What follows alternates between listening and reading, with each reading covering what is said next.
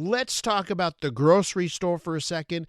Now, you may know this, that Canada has the highest food inflation rate among G7 countries. So there's a lot of focus on grocery stores and the cost of doing that grocery shopping. Now, a major announcement coming from one of the big grocery giants in this country, Loblaws.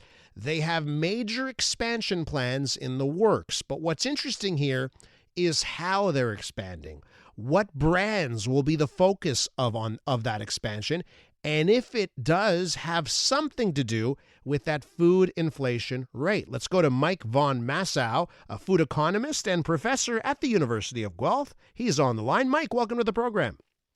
Thanks for having me. So, Loblaws here. What are they doing? I know not everyone in this country is a fan of Loblaws. Tell us what their expansion plans are.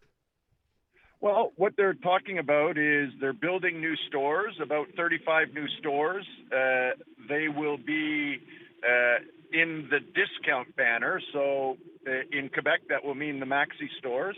And they're also converting some of their existing stores as part of a refurbishment. They will also convert those to a discount flag. So they're growing, but they're growing in an area that is responding to demand from consumers for those discount type shopping grocery stores. So obviously that's interesting here, right? And for our listeners, they know the Maxi chain very well. I hear from the Maxi fans all the time. Every time we talk about grocery stores, I'll get the text messages from those that appreciate some of their policies on price matching and on and on. What is happening? Why are consumers so focused now on the discounted brands versus those other traditional competitors? Well, as you said earlier, we have high rates of food price inflation, and that's not just in the past year. We've seen food price inflation significant levels over the last several years. And I think what Loblaws and other grocers are seeing is kind of a shift, not of everybody, but in some neighborhoods with some demographics, in some competitive environments, like who else is there, they're seeing a shift by consumers to a preference for those discount brands, and what they're doing is responding exactly to that change in demand. Why don't you give me the pros and cons of moves like this for consumers? How do you view them? How do you view a move like this? Well, I think for consumers, it's giving them, it's not universal. It's giving consumers in neighborhoods who are changing their preferences another option for a discount brand, right? The discount brands will give less choice. They'll give less variability. And, there are other factors. And in that circumstance, what Loblaws is doing is saying that's what our customers in these areas are saying they want, and that's what we're going to give to them. So what they're doing is delivering what customers are looking for. You said a reduction of choice. I want to talk about that for a second. Let's talk about what that really means for the everyday Canadian when there's that reduction of choice.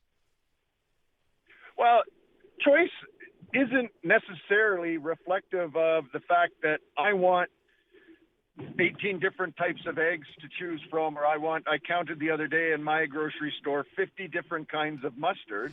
What it does is it reflects that there are a widening range of preferences amongst consumers. And what I think we're seeing is a reduction of that range of preferences with much more focus on price.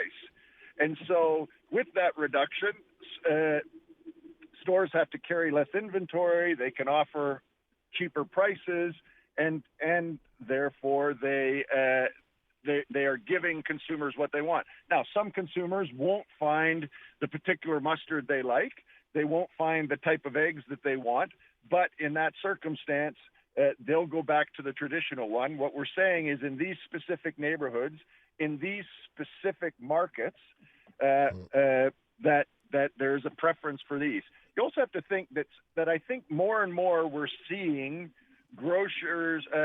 shoppers shop at more than one store, looking for deals, or they say the produce is better here and the prices for center aisle things are better here. Mm-hmm. And in that circumstance, the stores are saying we want to have a store that will capture the largest share of basket. So grocery stores think about share and they think about basket. And I think that that's what they're doing here in response to changing consumer preferences. But before I let you go, let me ask you about the other half of this announcement from Loblaws, right? So, Maxi No Frills on the grocery side of things, Quebec and the rest of Canada, expansion there. They're also going to be building lots of Shoppers Drug Mart, rest of Canada, Pharmaprix in Quebec. And, I hear from people, and I've seen it myself. Like, that's a banner where it's a little bit pricier, right? The pharmacy side of things, they charge more on those on that, sometimes for the convenience sake. So what does that say to you, that they're also expanding on that front?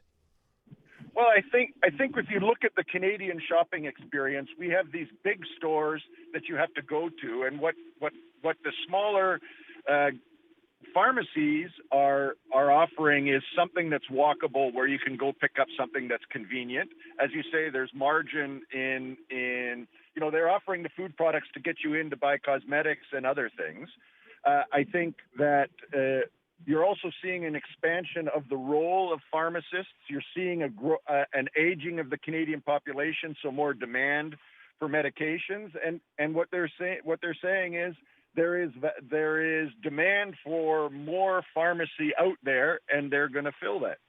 I got to leave it there, Mike. I want to thank you so much for coming on this morning and talking to our listeners.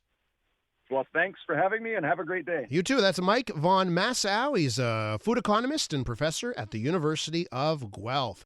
Canadian women are looking for more out of themselves, their businesses, their elected leaders, and the world around them. And that's why we're thrilled to introduce the Honest Talk podcast. I'm Jennifer Stewart. And I'm Catherine Clark. And in this podcast, we interview Canada's most inspiring women. Entrepreneurs, artists, athletes, politicians, and newsmakers, all at different stages of their journey. So if you're looking to connect, then we hope you'll join us. Listen to the Honest Talk podcast on iHeartRadio or wherever you listen to your podcasts.